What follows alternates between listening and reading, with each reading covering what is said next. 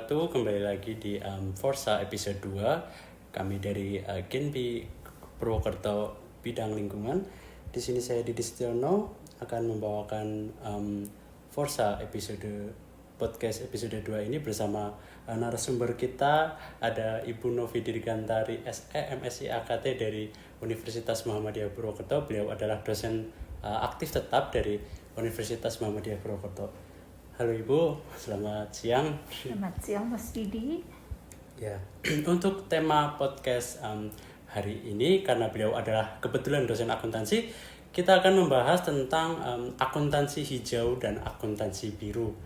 Mungkin beberapa orang agak asing ya tentang akuntansi hijau dan akuntansi biru ini. Jadi kita bisa mulai langsung tentang pertanyaan pertama Ibu. Apa sih itu akuntansi hijau dan akuntansi biru nih? Kok ada nama warna-warna gini Bu?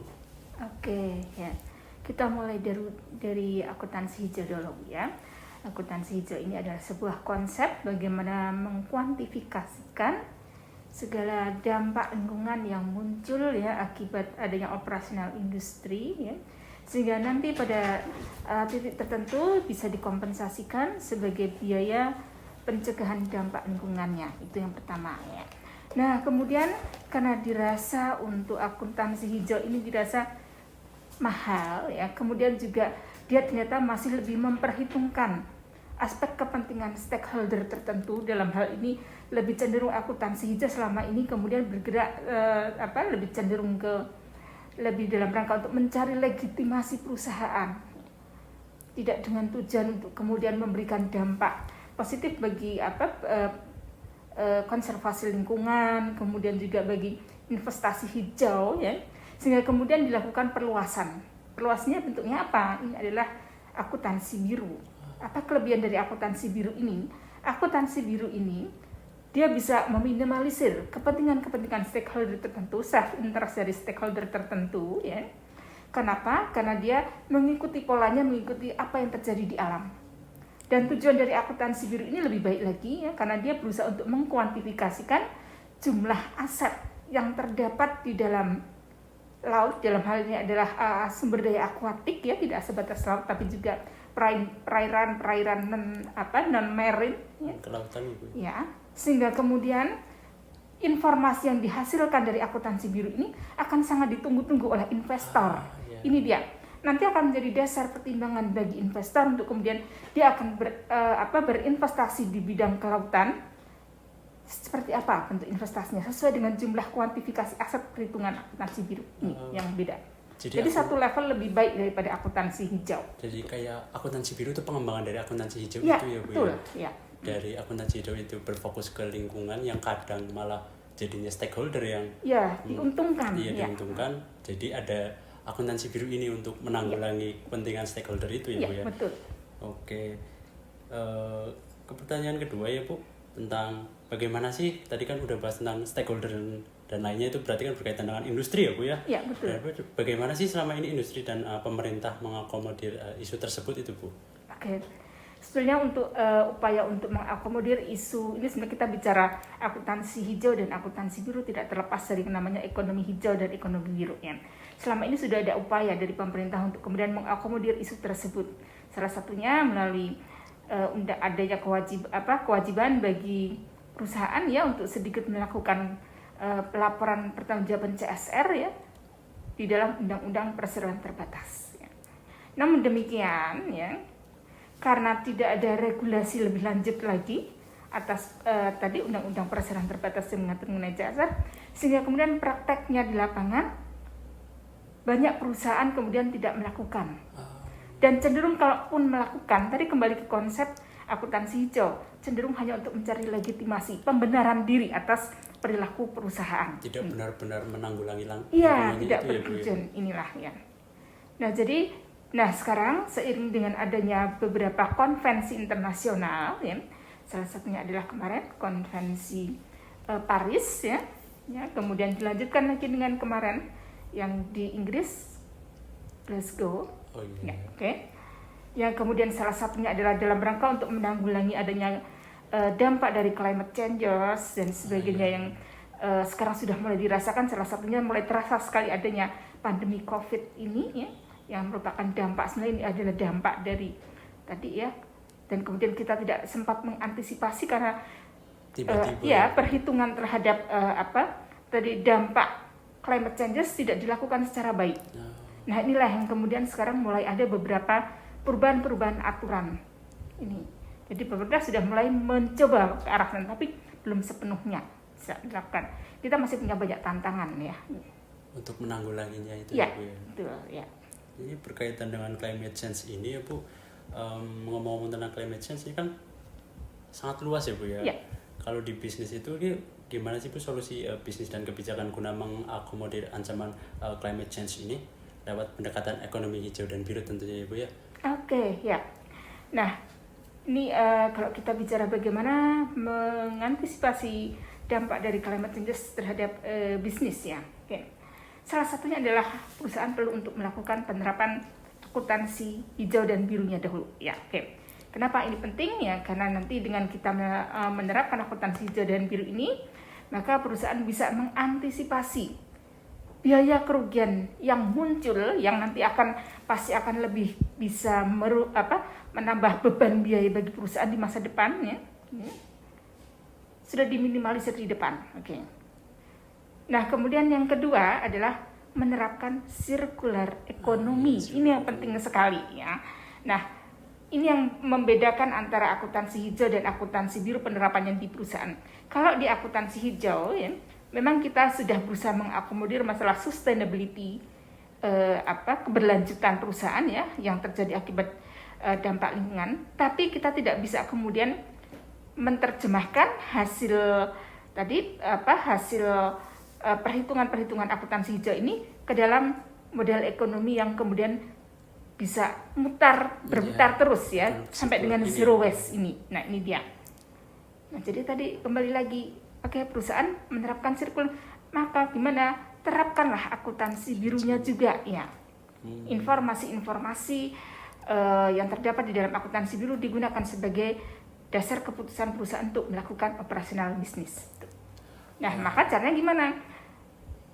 Karena sampai saat ini belum ada satupun ya standar yang mengatur mengenai akuntansi biru dan masih hampir semua negara masih berupaya untuk menyusun standarnya, ya, maka perusahaan bisa kemudian melakukan adjustment terhadap adaptasi akuntansi biru ini dengan melihat apa sih sebenarnya yang kendala-kendala yang dihadapi oleh perusahaan saat ini, gitu. Sebenarnya itu tren akuntansi biru ini masih baru ya Bu, jadi banyak perusahaan yang belum sangat baru ya, dan ini masih menjadi tantangan di semua negara ya. Jadi pengaplikasiannya masih ada. Masih susah diaplikasikan ya Bu kelihatannya. Tadi ngomong soal circular economy ya Bu, economic circular ini mungkin orang-orang masih belum tahu nih apa itu economic circular. Kalau saya sendiri sebagai anak akuntansi ya saya paham sedikit-sedikit ya Bu. Mungkin bisa dijelasin sedikit tentang economic circular ini sama terkait dengan zero waste ya Bu, nanti berkaitannya ya kalau economic circular ini. Circular economy ini pada dasarnya apa sih ya? Ini adalah sebuah model ekonomi ya. Ini yang kemudian berusaha untuk meningkatkan efisiensi atas penggunaan sumber daya alam ya. Kemudian juga dia memberikan nilai tambah ekonomi terhadap limbah yang ada sehingga kemudian menjadi zero waste. Ya. Benar-benar zero ya? Ya, zero waste ya. Jadi tanpa ya, itu dia ya. Nah, kemudian juga dari circular economy ini ya, harapannya adalah kemudian dia bisa juga tidak sebatas kemudian menghasilkan value added terhadap produknya, tapi juga dia bisa meningkatkan aksesibilitas masyarakat lokal terhadap sumber daya yang ada. Sehingga kemudian harapannya dengan circular economy ini apa? Kemudian dia bisa menekan tingkat pengangguran yang tinggi karena hampir semuanya dilibatkan, semua struktur masyarakat, lapisan masyarakat semua dilibatkan itu. Wah, ini menarik banget, berarti intinya circular economy itu dari awal sampai akhir sampai jadi sampah lagi itu nggak ada ya Bu? Tidak ada sampahnya malah ya Bu ya? Nah ini yang kemudian keunggulan dari blue economy ini ya, dia sustainability-nya betul-betul terjamin, tidak ada kemudian karena tadi masyarakat betul-betul menjadi subjeknya ya, bukan lagi menjadi target seperti halnya di green economy atau green accounting. Nah inilah keunggulan komparatif di atas green accounting dan green economy. Masyarakatnya ikut mengambil andil gitu ya Bu, andil masyarakat bagian sebagai dalam prosesnya pemainnya, gitu ya. Betul. Wah, menarik banget ya Bu tentang ekonomi circular economy ini. Ngomong-ngomong kita kaitin dengan ekonomi hijau dan biru tadi, relevansi ekonomi hijau dan biru dengan ekonomi sirkular dan dampaknya secara sosial ekonomi bagi masyarakat itu gimana sih Bu? Tadi kan udah di-mention kalau masyarakat juga ikut ambil andil gitu dalam tadi peran. sudah dikatakan ya, kalau ekonomi hijau, kita hanya sampai dengan menghitung dampak lingkungannya saja. Dampak sosial juga ikut hitung sih sebenarnya, hanya saja proporsinya lebih kecil ya. Nah, sehingga kemudian dia tidak bisa memberikan kontribusi sebesar ekonomi biru ataupun hasil kerja dari blue accounting ini ya. Nah, sedangkan kalau di blue accounting atau blue economy ini, karena tadi dia berusaha untuk betul-betul meminimalkan meminimalkan segala limbah dan sebagainya, sehingga kemudian hampir tidak ada sedikit pun zero waste ya, tidak ada sedikit pun sampah ya, limbah, maka kemudian semuanya bisa menghasilkan biaya, menghasilkan pendapatan atau laba ya. Nah, nanti konsekuensinya apa? Ini ketika kemudian dikuantifikasikan ke dalam dari sisi perusahaan dulu, maka perusahaan akan bisa dikatakan dia menjadi rendah biaya pada akhirnya, karena sama sekali tidak ada sisa ya, tidak ada residu lagi ya. Nah, kemudian dampaknya ke masyarakat apa? Dampaknya ke masyarakat adalah karena hampir semuanya dilibatkan ya, maka tadi akan meminimalisir tingkat pengangguran sehingga kemudian bisa meningkatkan tingkat pendapatan masyarakat. Itu. Oke, berarti intinya nanti masyarakat ikut andil bagian dalam proses sirkular ekonominya yang didukung oleh akuntansi biru ini ya Bu ya. Betul. Jadi nanti tingkat pengangguran ini akan tertekan ya Bu. Iya, tertekan. Ya. Terus terkait dengan ekonomi hijau ini, ekonomi dan hijau ini nanti intinya akuntansi biru ini itu adalah sebuah pengembangan dan support sistemnya dari akuntansi hijau ya Bu ya. Iya, betul. Ya. Perluasan lebih tepat. Perluasan ya Bu. Itu tentang pengimplementasiannya sekarang itu gimana Bu menurut Ibu? Di perusahaan itu sudah sesuaikah atau belum gitu? Kalau di perusahaan-perusahaan sekarang di Indonesia, karena kata Ibu tadi kan akuntansi biru itu masih baru ya Bu ya, dan jarang sekali sepertinya perusahaan-perusahaan yang memakai akuntansi biru ini ya Bu ya. Nah, sampai saat ini untuk penerapan akuntansi biru baru sebatas skup kecil saja ya, terutama untuk perusahaan-perusahaan yang bergerak dalam sektor perikanan ya.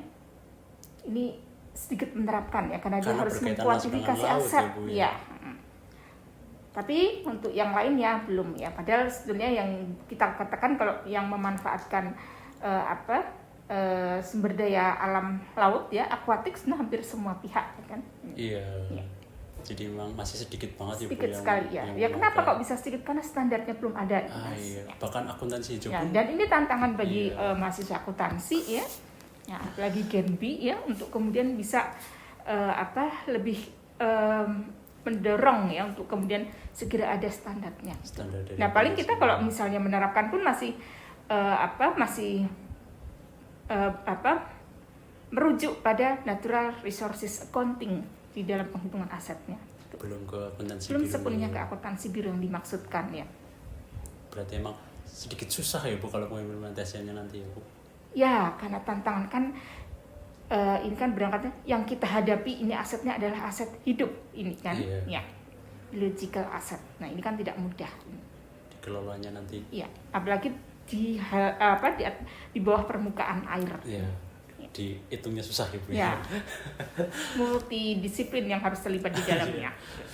Oke, berarti bahkan akuntansi hijau pun masih sedikit yang memakai ya Bu. Ya, betul ya.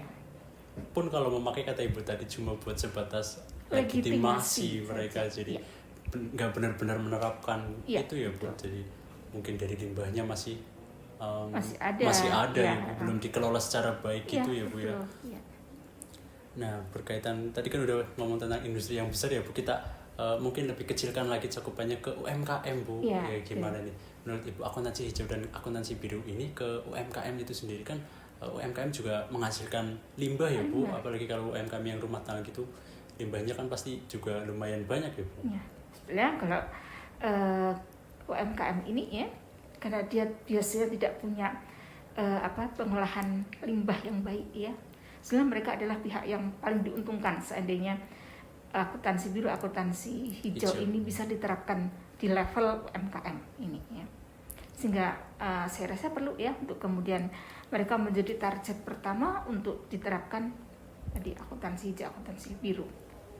Dan otomatis karena kita tahu ya UMKM ini kan banyak sekali di Indonesia, kemudian menjadi salah satu penopang ya untuk perekonomian Indonesia pada saat terpuruk ya. Kalau seandainya ekonomi hijau, ekonomi biru, terutama ekonomi biru ini bisa mereka terapkan ya dalam konteks sirkular ekonomi ya, pasti akan memberikan dampak yang lebih baik lagi.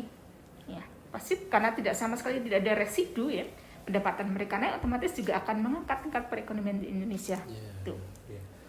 Terus ngomong-ngomong tadi soal residu itu, kalau misalnya sebuah akuntansi hijau dan biru diimplementasikan ke UMKM ini, apakah nanti akan biayanya menjadi lebih gede gitu Bu? Kan soalnya kelihatannya kan susah banget itu pengaplikasiannya, karena benar-benar berfokus pada zero waste ini ya Bu. Oke. Nah ini dia, kalau kita baca berbagai literatur ya, inilah kelebihan akuntansi biru. Kalau akuntansi hijau, karena orientasinya adalah produk hijau ya, sehingga kemudian bisa dikatakan mahal biaya ya, high cost kalau akuntansi ekonomi biru hijau ya. Karena kemudian bagaimana bisa mengadakan atau menyelenggarakan sebuah proses produksi ya yang kemudian tidak menimbulkan karbon dan sebagainya ya. Zero waste. Ya, zero waste tadi ya. Tapi tetap ada zero waste akhirnya ya. Tetap karena ada, tadi ya. Nah, kalau ekonomi biru atau akuntansi biru ya, orientasinya adalah bagaimana kita menggunakan residu ini untuk kemudian menjadi sesuatu yang memiliki economic value added. Itu keunggulannya. Jadi ada daya tawarnya gitu ya Bu ya. Kalau di ekonomi biru. Ya, mirip-mirip sama circular ekonomi dong ya Bu. Ya, ini circular ekonomi. Oh, jadi inti circular ekonomi itu ekonomi biru itu orientasinya circular ekonomi itu ya. Oke, ini menarik banget perbincangannya ya Bu ya. Tapi sepertinya udah cukup segitu ya Bu, karena waktunya juga udah terbatas. Jadi mungkin dicukupkan buat podcast tentang akuntansi biru dan akuntansi hijau ini. Buat teman-teman yang mendengarkan podcast ini, kalau ingin lebih kepo lagi tentang akuntansi biru dan hijau ini, karena pembahasannya banyak banget ya Bu nantinya, nggak bisa bahas cuma sekali ini, jadi harus baca-baca lagi. Mungkin nanti bisa coba cari-cari di jurnal lagi ya Bu, karena sepertinya masih sedikit juga ya tentang akuntansi biru. Jurnalnya lumayan sedikit ya. Ya oke. Terima kasih sekali lagi Ibu untuk waktunya udah menyempatkan ke podcast Genbi ini, Forsa terutama karena ini program kerja dari Forsa Ibu. Saya ucapkan terima kasih sekali lagi buat pengisinya, dan buat teman-teman terima kasih udah mendengarkan. Jadi saya cukup sekian. Wassalamualaikum warahmatullahi wabarakatuh. Waalaikumsalam warahmatullahi wabarakatuh.